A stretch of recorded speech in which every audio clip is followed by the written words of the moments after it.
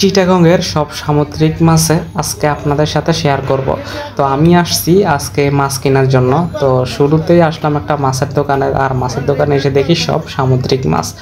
তো আমি আজকে মূলত লইট্টা মাছ কিনবো। তো সাথে থাকুন আর পুরো ভিডিওটা দেখুন।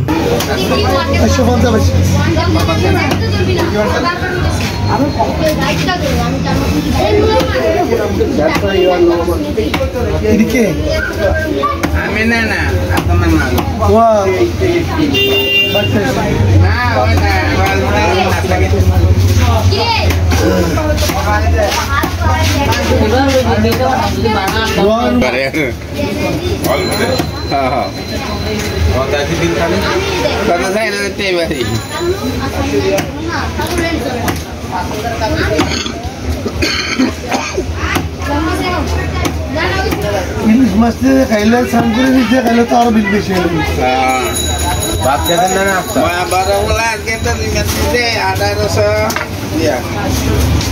মাছটাতে গন্ধ পায়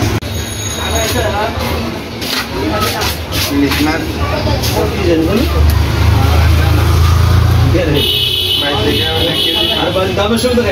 আমার ঘরে লাগবে 3 কেজি।